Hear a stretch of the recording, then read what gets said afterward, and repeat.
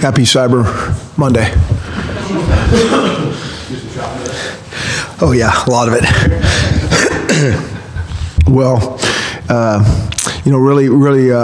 really proud of our team. I thought we played a really good game.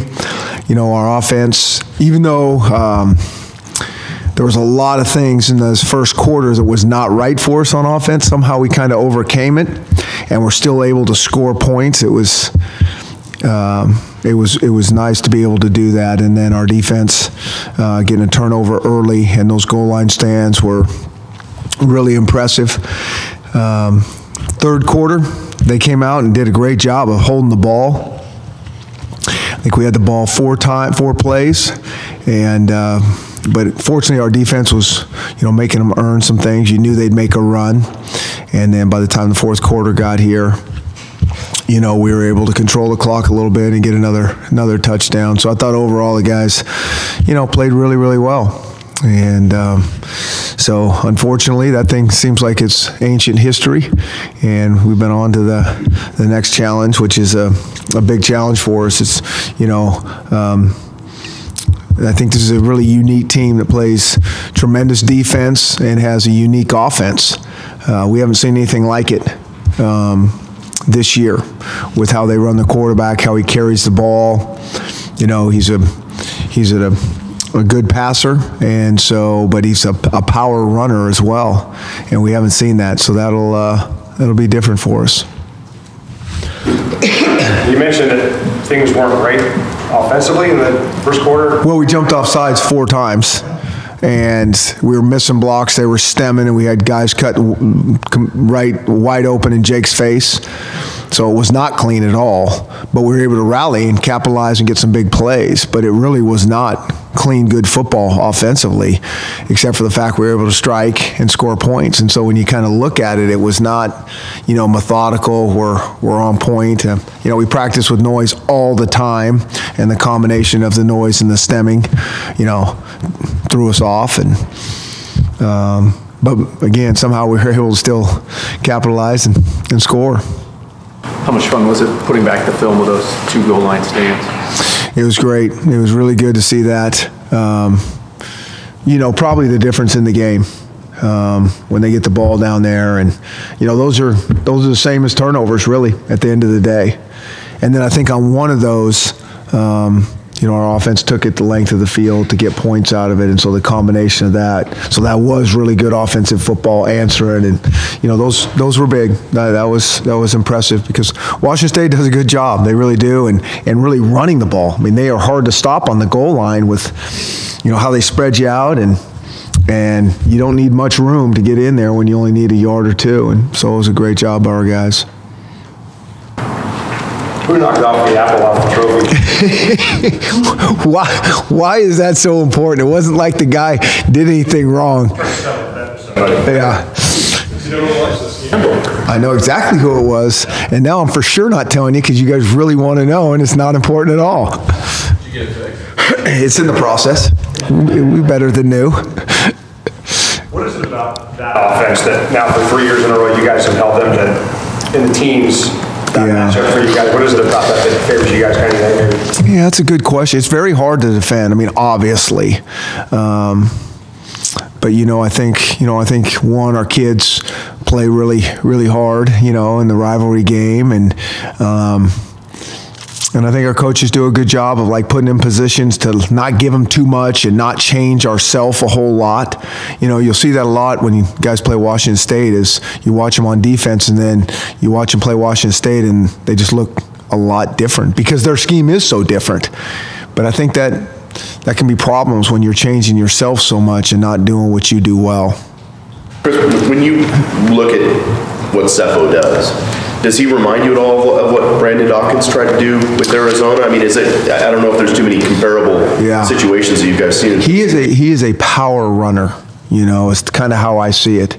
They run some of the same schemes they do, but it's different, I mean, he's running between the tackles, and they keep their offense in kind of manageable third down situations, and then they spread you out, and then he keeps it. And, it's kind of a little bit like talking about Washington State on the goal line. They kind of spread you out by numbers, and and he's tough, and he's big and strong, and so he'll put his pads down, and you look up, and he's got 3 yards, or he's got 4 yards, and by tough running, and, he's, you don't see a lot of people doing that. I'd love to do it, but it's, I worry about our guy getting hit, when he's throwing passes, and he can handle it. He's durable, and he holds up in there, and it's made him really hard to defend. Were there any rules violations that you could see from the defensive line shifting or maybe getting? No, it's something that, we got to be able to handle. It's not something we didn't work on every day. But sometimes it's harder on the guys that are further away from the ball, those tackles and tight ends, because they're trying to hear things, and so the ball's a long way away for them to see that, and so their eyes are inside, and then the defensive lineman moves. You got to have a lot of poise and discipline, because you're thinking about your assignment, and now it changed, and now the guy, it's more complicated than it looks, but we've been pretty good about it all season. They just got us early in the first quarter with that. Keyshawn in the second half. He just had a little minor injury, and we just think he'll be ready to roll. We hope. We hope all of our guys are ready to roll. Was he on your radar at Boise? I can't remember what class he was in. It's hard for me to remember. Quarterbacks commit so early these days, and so I can't remember who we were recruiting when he was. But he's a really good quarterback. There's no doubt.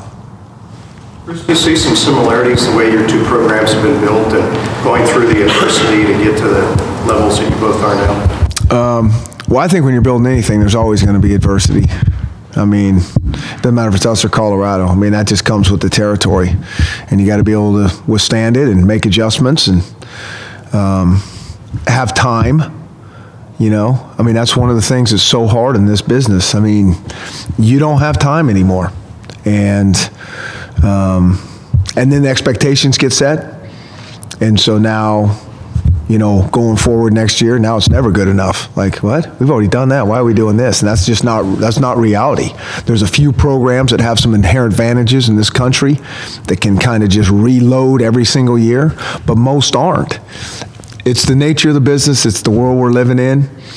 But, I knew if you gave those guys enough time at Colorado, I mean, I know when we played them 3 years ago that they were going to be good. It's just a matter of you hang in long enough to let things take over and get it right.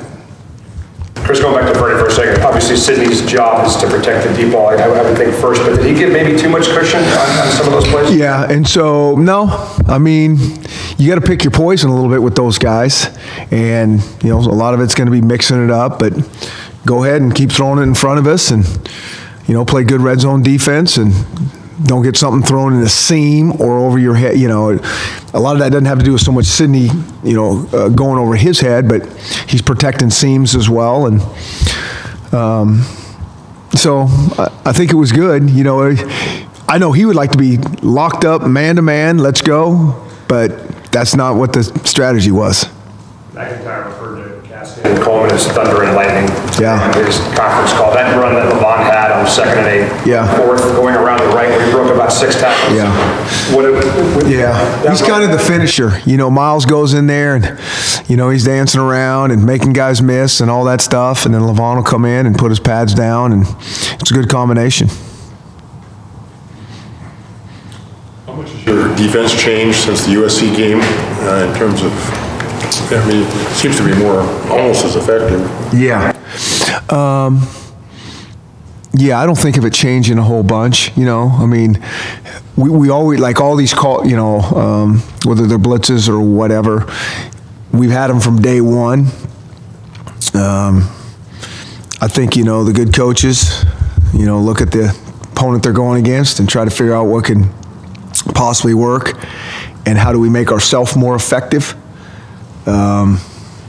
And I think that's what our guys have done on defense, is to figure out what do we need to do to, put more pressure on offenses. And I think, we just, mix things up better. I think that. You mentioned move foul on the ground. Different than what you saw with Dawkins back in week 4 as far as his style and jobs for your secondary or your defense to kind of key on? Yeah, it's different. I mean, it's a much different style of offense. I think of Arizona as the kind of classic spread type, zone read. Quarterback's going to pull it a lot, and this is kind of a spread you out, misdirection type offense, where the quarterback keeps it inside, running power plays and counter plays,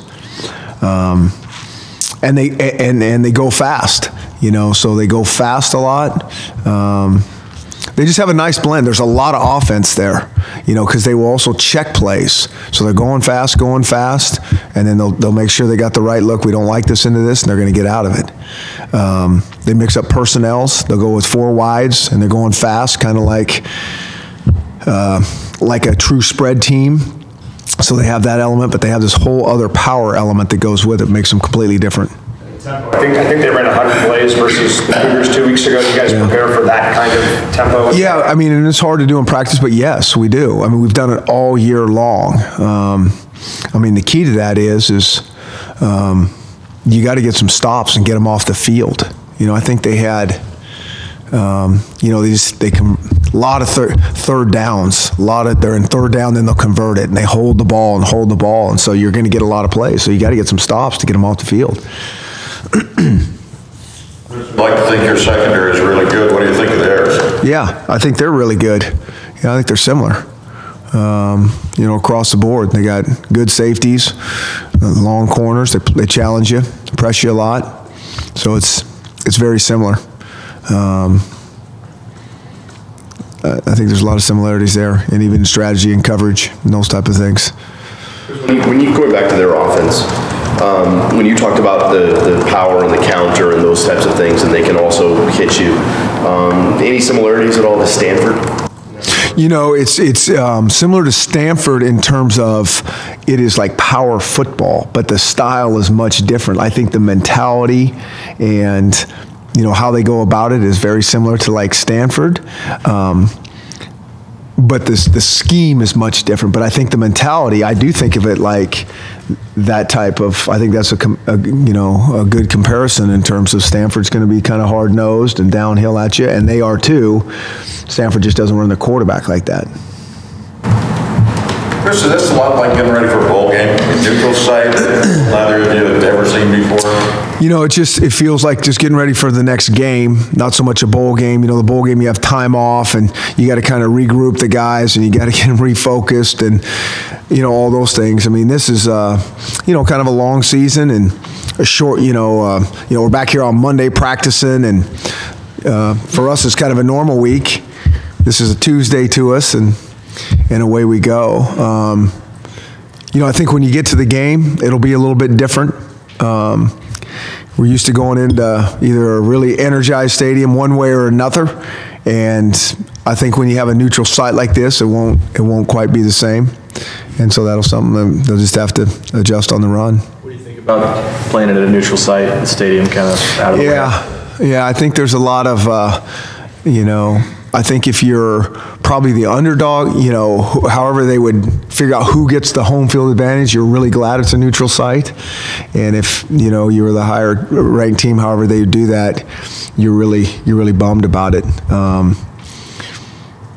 Because it'll be different for both teams, I think, to go into a neutral site. Just either stadium, wherever they put it, in Boulder or here in Seattle, it would be packed to the rafters, and now it won't be. Is there any sort of inherent advantage to Colorado because they're playing on grass most of the time? None of that stuff, has really, I should say, has bothered us. We haven't been on grass. We're the only team in the country who hadn't played on grass this year, I think. But the grass is good. So it's like, people talking about going to Utah and playing in altitude. I mean, I think it's completely overrated. As long as it's not a muddy field, we're good to go. How important is the walkthrough from that perspective Thursday night? I assume you guys will have one. Get down there just to get the surroundings and the field and all that. Is that? Well, we always go to a stadium, and I think that's really important. But we don't do any football there whatsoever. They wouldn't let us, certainly on a grass field. I mean, they're so worried about logos and those kind of stuff. So we just go to see the stadium, what it looks like, and what the locker room looks like, and go back to the hotel. Yeah, I'd like to go down there Thursday and have a practice on that field, but Things like that. Yeah, Getting the lay of the land. I think it's going to be good. I think the 49ers have been away the last 2 weeks, and I've heard no reports that it's not a good surface. I mean, when we played last year, I'm trying to think where playing USC down there. I mean, that was good grass. It was. I think our guys would prefer to play on grass as long as the grass is nice and tight, and that's how that was. I mean, that was a added bonus to play on grass. What does Lindsey bring to the table compared to other running backs you guys have seen? He's a good player. I mean, he catches a lot of balls. He's caught over 40 passes. He's tough, very quick. I think toughness is what stands out, because he's not the biggest guy, but he doesn't go down. He bounces out of things, and he's very quick. So, there's a reason that they're in this game. They got good players, pretty much across the board. Not that you're spending a ton of time thinking about this week, but how confident are you that if you win on Friday, you will be in the top 4 in the playoff? I feel pretty good. I'm pretty confident. And, I've always said that. We take care of business. Everywhere I've been, those people usually do the right thing. And so, our whole focus is, like you said, it's on Colorado, and we got a big hurdle there. And if we can get over that hurdle, yeah. You've reached the conference championship in your 3rd year. How does that compare to what you expected in terms of your timetable taking this job? Yeah, I don't know. I never looked at it like that. I expected to be good from the second we got here. I think that's what players expect. I think that's what coaches expect. And when it's not like that, you're frustrated as all get out and trying to figure out why it's not right. And with that being said, we all know it takes some time, to develop, a program and how you're going to do things. That's obvious, but I never thought, okay, this was going to take, 2 years or 3 years. In fact, when somebody had told me that it takes about 2 years to change, thought patterns and culture and those type of things, I thought, yeah, that's true for the normal world, but not for football coaches. We don't wait on anything. And then when I look back, I was like, man, they were a little off. It takes a little bit longer than what they said. It was like I've always heard it's 18 to 24 months to change things like that. And if it goes faster than that, you probably have a lot of things lined up that you didn't know you had lined up. But I think in general, it takes a couple years to get that going. TJ Beavers seemed to play pretty well, had the pick at the end of the half. How has he looked to you in the last few weeks? Yeah, really good. He's a football player.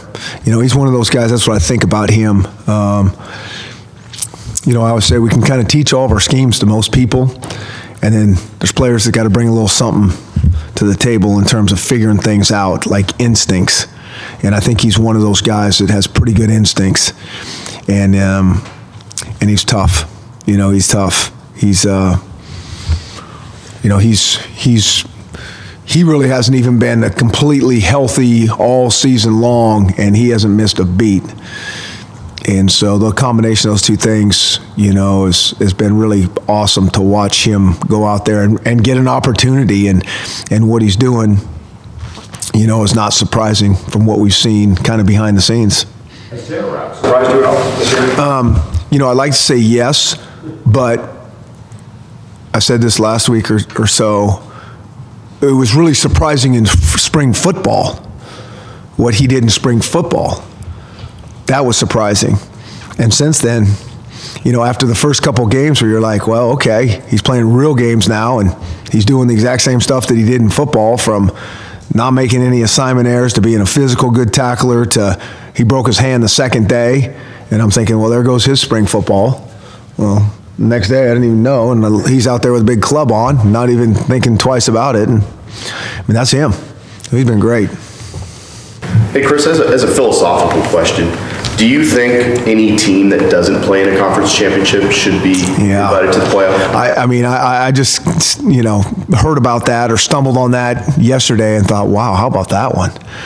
I don't know. I mean, I really don't know. I haven't given it any thought like that. I mean, that's, another twist into the whole. But given the fact that you guys have to play an extra week and it's a high profile, I mean, you see the arguments both ways. Oh, yeah. I mean, but what are they supposed to do, Yeah, I mean, I think it's interesting. I mean, that's a heck of a football team, without question.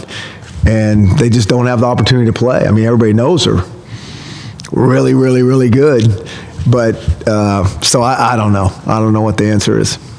Jimmy and I just talked a couple times this year about getting text messages from Buddha and players asking about coverages they'll run the next week, like the Sunday after a game. What have you seen from these kids as far as how focused they are on the preparation aspect?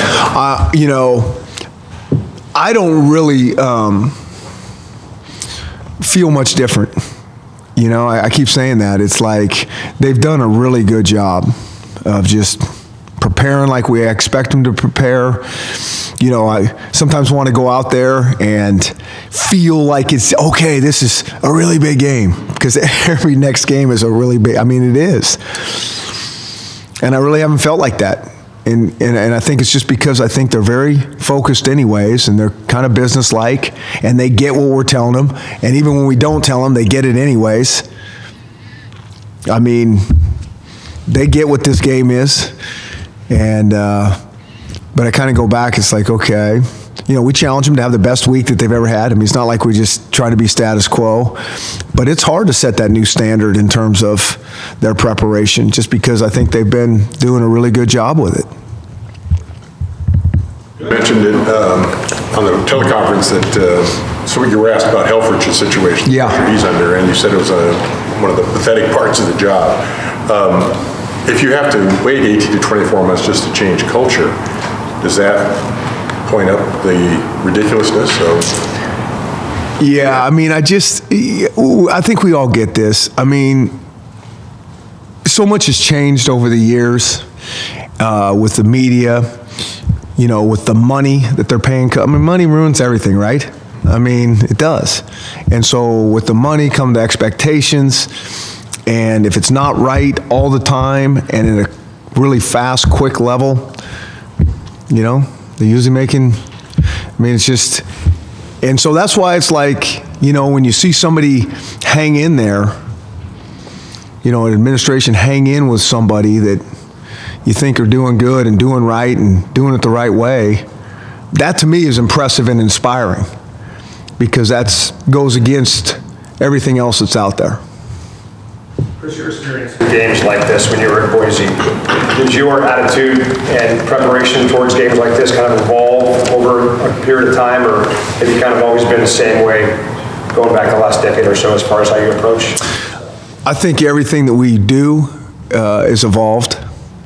I think it does. I think everything that we do evolves, and I think it's got to evolve week to week. I mean, we're always looking at it as like, okay, yeah, the week's the same, and yes, we have a routine, but we tell our kids, I mean, you can't confuse routine with commitment. I mean, are you really committed in this whole thing, like to take the next step, or is this just the routine that we go through? The routine is going through it, and we don't improve, we don't get any better. And so that's the challenge, is to continually evolve, not only year by year over the years, but even each week as the season goes on. There's twists and turns, and your team's different when they win, and your team's different when they lose, and you got to figure that out and figure out how to help them the best you can. How do you evolve? Well, I'm a going back to that year or whatever. The one thing I do is I try to learn. I mean, I really do. I try to study and I try to learn.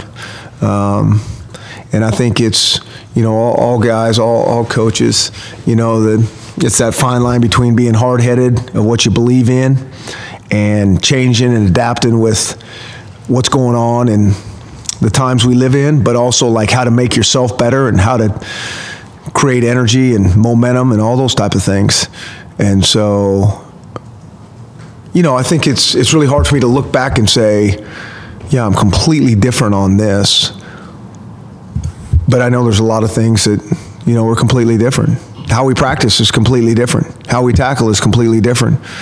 How we talk to our team is different, but there's a lot of still fundamental beliefs in everything that we do that underline that have not changed. Chris, with the coaching carousel coming up, it's already started to happen. Do you anticipate any of your assistants, have you gotten the thought that some of these guys might be top candidates in other places? No, they better not even think about it. They won't be down in San Francisco with us this Friday. No, yeah, hey, we got great coaches. There's no doubt about it. It's the worst time of year for me. But my job is also to help guys and their families, achieve something that they really want and what their goals are all about. And it's also to, hopefully, like our players is like to make good decisions. I see so many coaches run off to other places, it's not better in the long run, But when it is better, and that's really their call, then it's my job to help them do what they need to do. As long as they've done a great job here, and I think what's going on around here speaks for the job that these coaches are doing. They do a tremendous job, and so, that's my responsibility to them, is to help them. But I hope they don't go. All right. I think